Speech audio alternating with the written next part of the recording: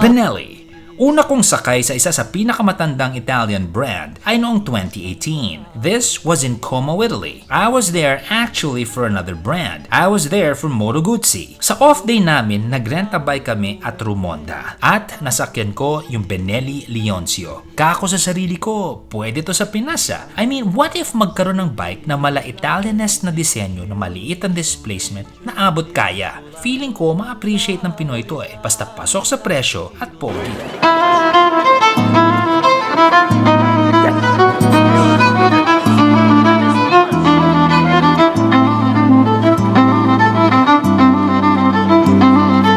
Maganda at nakaka-inspire ang kwento ng motorcycle brand na ito. Ang Benelli ay na-establish noong 1911 sa Pesaro, Italy, noong namatay ang asawa ni Teresa Bonnie Benelli. Naiwan siyang alagaan ng 6 na anak nila, sina Giuseppe, Giovanni, Francesco, Filippo, Domenico at Antonio. 6 lang ang empleyado nila noon at tumutulong din yung mga magkakapatid. Tulad ng ibang motorcycle brands, bunga ng gera at matinding pangangailangan ang paglaki at unlad ng Benelli. Pagkatapos mag-ayos ng mga bisikleta at motor, sa loob lang ng 10 taon, tumira na ng sariling motor ang pamilya Benelli noong 1921 na may makinang 98cc. Fast forward tayo present day, yes, maraming kwentong naganap all these years, pero isave natin yan sa ibang kwento. For now, pag-usapan natin ang mini cruiser na Evo 200.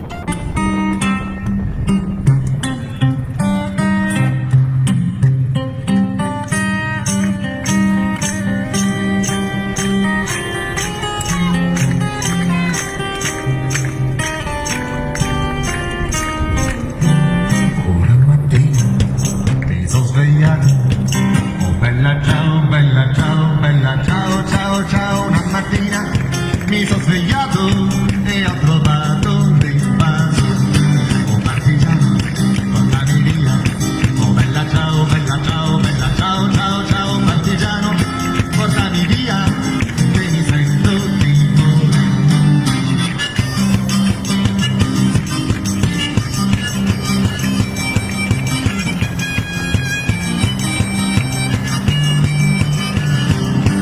Sei tu, da partigiano.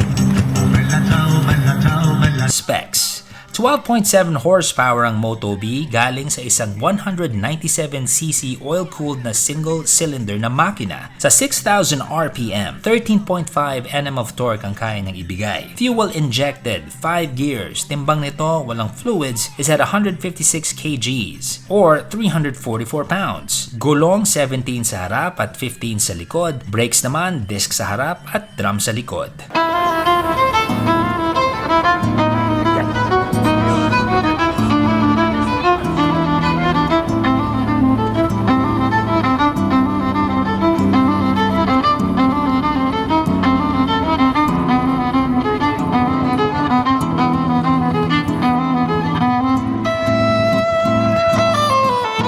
Sa size niya, more on the stiff side yung suspension. Yes, matigas siya. Something that can be tweaked kung mas type yung mas malambot. Eh, palit tayo na shocks, di ba? While okay siya sa kanto dahil it's leaning towards sporty handling, yung forma niya, I mean for me, I would prefer a more relaxed and more cushioned ride to battle the harsh roads of the metro. Yan yung dating niya, cruiser. So, I'm expecting cruiser ride.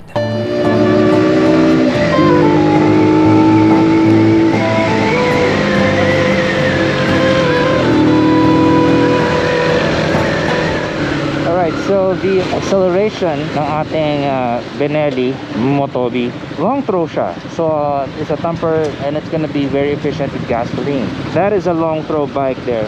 Hey guys, how you doing? Long throw, so tipid ng Enfield. So the Benelli, single cylinder na rin siya, and you're looking at long throw which is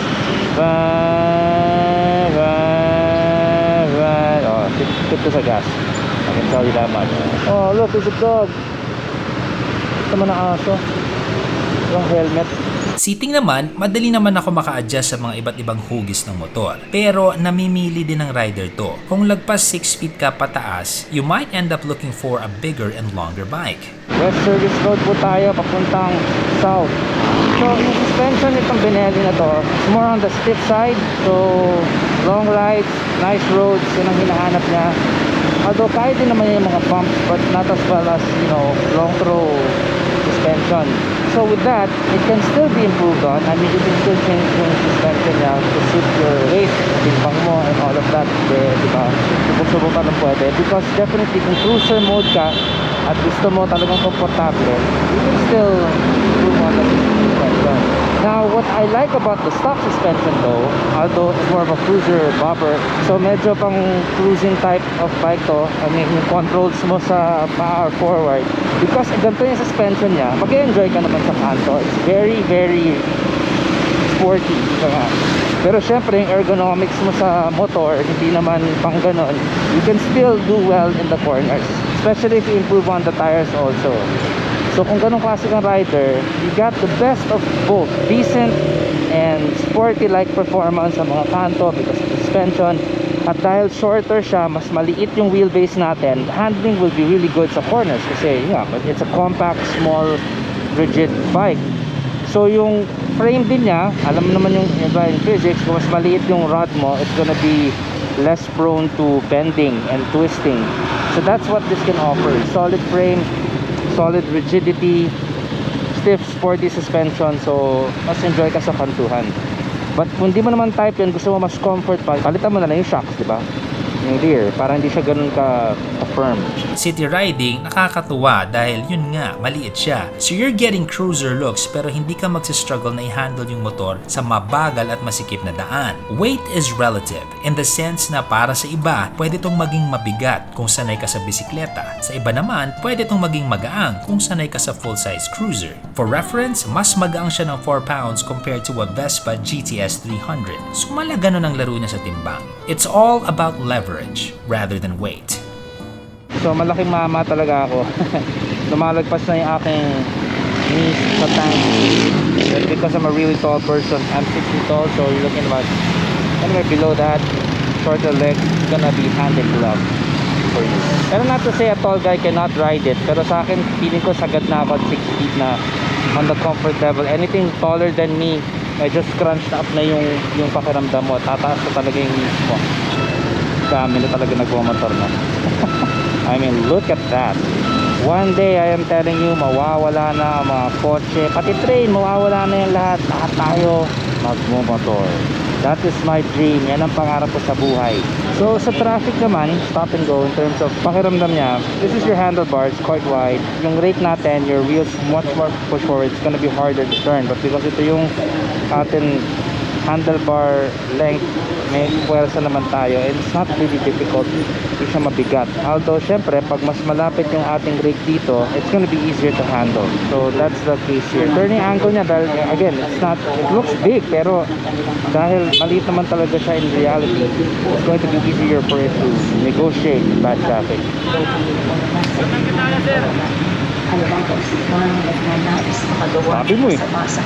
Wall mode with occasional angkas, my gasoline consumption is 30.254 kpl. Alright, here you go. What do we have here? It is the Benelli. This is the Benelli 200 Evo or Evo 200, depending on how you want to say it. So this kind of looks like, at least for me, one of the bikes from Moto Guzzi. I think it's a V7 or V something. One of those, because of the shape of the tank in this one. Not to say na walang sariling identity si Benelli. Clearly, this is presenting itself in a cool form but compact package. Okay? Hello there, you little pussycat. Kamusta ka na, Buchito? Dumi. Aray ko. Okay, so let's get into the specs right away. So fuel injected siya na pwede mong i-kickstart. This is air-cooled and this is an oil regulator. So air-cooled / oil-cooled. If you take a look at the design, I would say not bad din siya. Okay rin. 5-speed automatic. Ang dry weight nito, it's a bit light compared to, the other bikes. 156 kilograms. So medyo on the gaang side to. Let's look at the tires. So what are they offering to us? Meron tayong 90, 90, 17. So usually in thickness and width, yung setup niya. So kung ano yung ganito mo, more or less, parang ganun na rin. So anyway, it's a 90, 90, 17. Naka-mag siya. I would have preferred na spoke wheels to. I wonder kung meron silang option na gawing spoke wheels yan. But I hope na meron. Alam mo naman sa Pilipinas, if there's a will, there's a way. Kayang-kaya. Disc brakes, of course. You got your forks over here. You got your classic looking headlights. And over at the back, old school yung datingan nito. Look at how thick that is. This is 130, 90, 15. So, gulong and then 130, 90. Tapos, yung brand ng tires natin is Cordial. Taking a closer look naman at our little tambucho, yung pinaka heat guard niya, interestingly enough, yung gitna ang hindi nila tinakpan. It's more of this, I guess it's for design purposes. Meron din tayong heat shield din dito. Pretty much, it's pretty simple. Let's fire up the gauge here.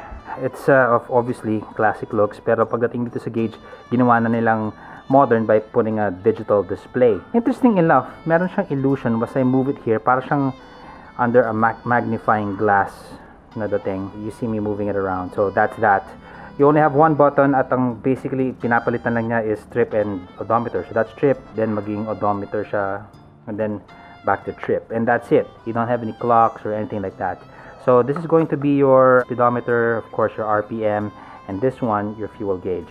Engine check. Signal, if you press this to the right, there it is. Press it again and mawawala siya. Now, if you turn to the left naman, nandito yung turn signal. So, hindi siya isa na gumaganon lang. So, right for this, and for left, you press this one. To fire it up, this is the button. Medyo nalito ako, akala ko ito. So, it just takes a bit of getting used to. Nothing too difficult. Tandaan nyo lang, ito yung pang start. Excuse me. Bahala ka. And let's take a listen. Uy.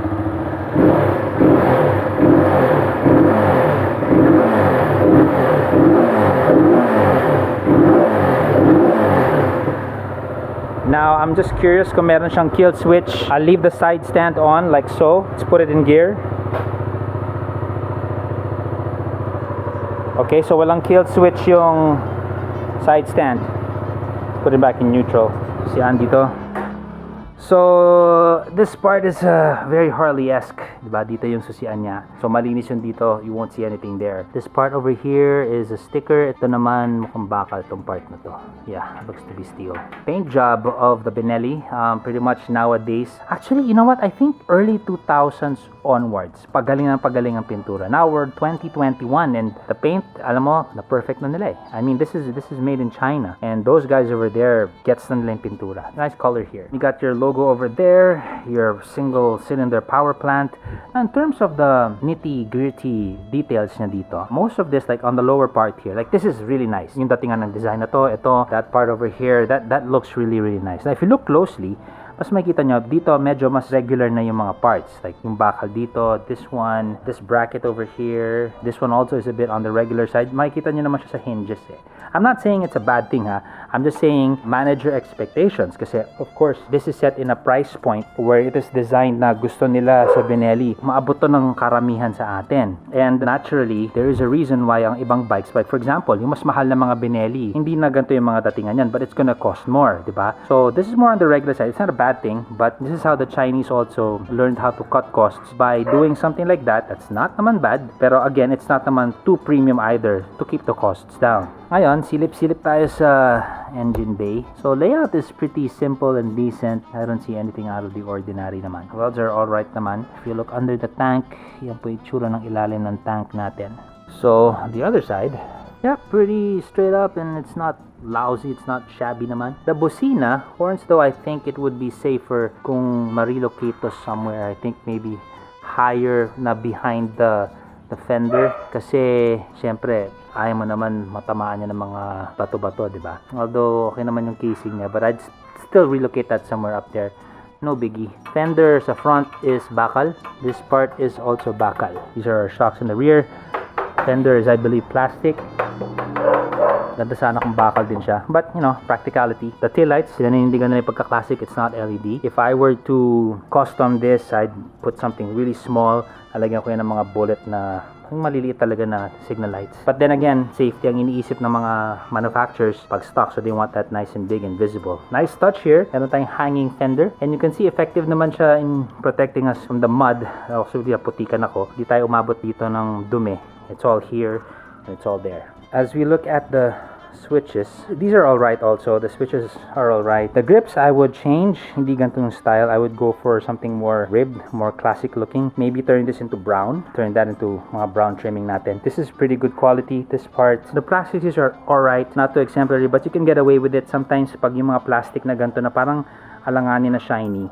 If you really want this to look even more premium, pa-custom paint mo lang yan ng mas flat black talaga. Ito rin, you can turn this into mas flat black. I call it mas flat black. The mirrors, I will change to probably round ones. Mas gusto ko siyang round ones. The seat is also something that I would change. I feel with this color of the tank, this would look really good with brown. Tapos yung grips mo brown din. In terms of the quality of the upholstery, it's a bit on the shiny.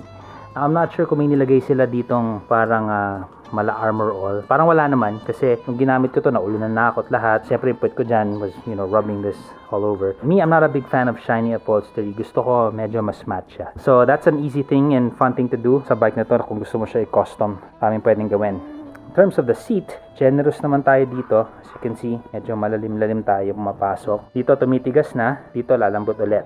So you got a lot of compact foam dito sa part na to. Dito medyo malambot. Dito for some reason tigas. I don't know kung dahil masikip yung upholstery sa part na to. Pero dito, para sa pillion, dito sa part na to, mas malambot. Tapos dito, mas tumitigas na. So there.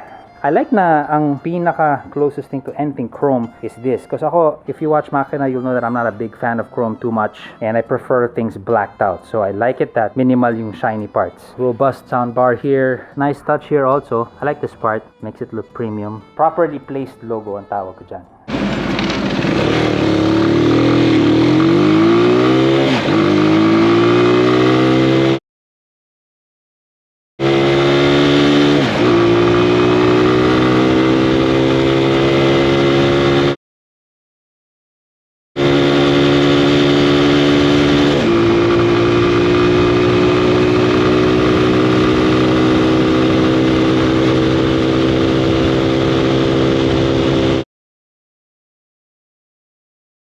Alright neighbors, Benelli po sinasakyan natin ngayon and we're gonna try the brakes. So mind you, walang ABS ang Benelli, at least for this model, pero dual disc naman siya. So subukan natin, tayo ay susubok muna ng rear brakes. Okay, so it bites hard and you're doing a lot of fishtail and I'm not even slamming on it really well. Let's try it some more. So this brake sa likod, malakas yung kagat. Uy, may humps. So rear brakes ng Benelli bites and locks quick. Mabilis siya mag-lock and quick. So you have to be very careful. Ingat po tayo pag binapanatan nyo na yung rear brakes. Now let's try the front. Easy muna. Okay. Ayan, kung ganun kabilis mag-lock din yung harap at yung likod. Okay, buti naman hindi. Kundi kakaalat ako dito. Okay, now I feel it locking a bit, but I'm not gonna go crazy fast anymore kasi walang ABS yung harap. Maybe a little bit faster.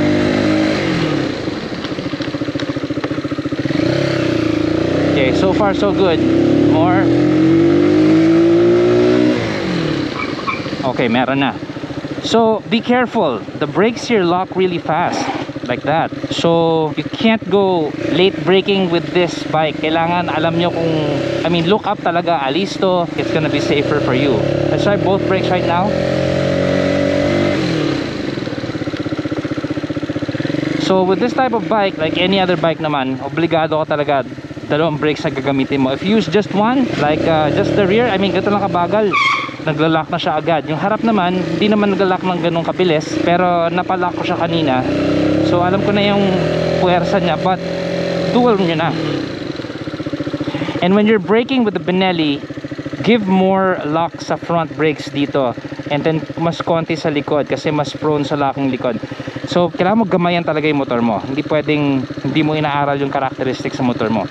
So for these brakes, I would put about 70% force in front and about 30 sa likod. Ganun yung ratio ng lakas ng puwersa.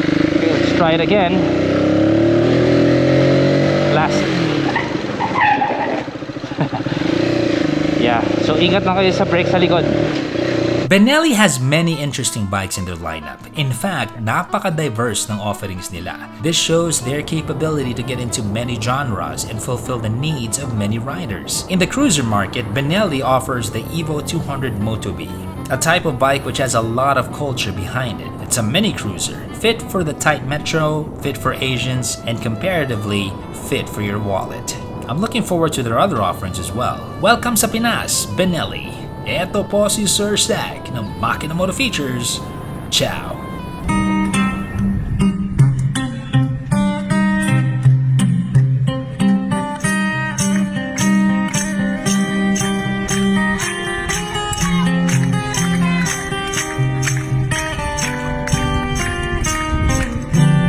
Ora mattina mi sono svegliato.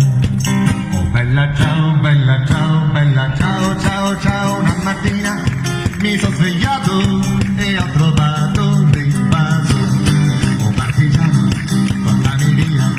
Oh bella ciao, bella ciao, bella ciao, ciao, ciao. Partigiano, portami via, che mi sento di morire.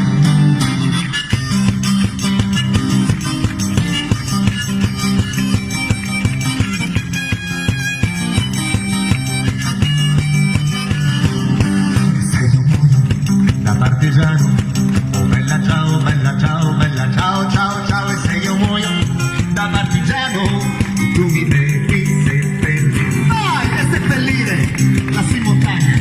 Oh bella ciao, bella ciao, bella ciao, ciao, ciao. E seppellire lassù in montagna, sotto l'ombra di un bel fiore. Vai!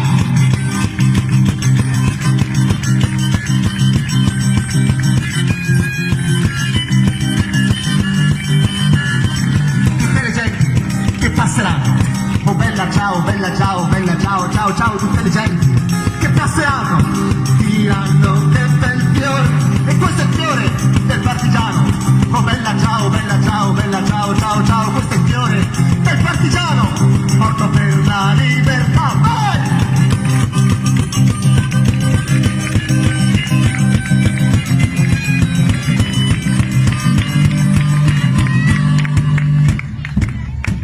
Vai, insieme. Ah, troppo. Ah, 2 secondi al finale. Una mattina mi sono svegliato. Oh bella ciao, bella ciao, bella ciao, ciao, ciao. Una mattina mi sono svegliato e ho provato l'invasor. Vai, che partigiano, portami via.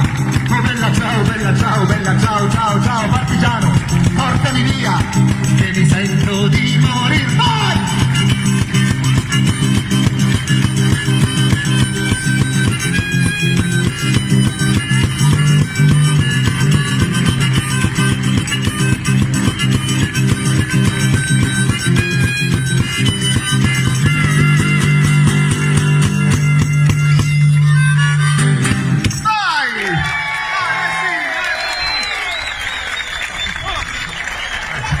Merci.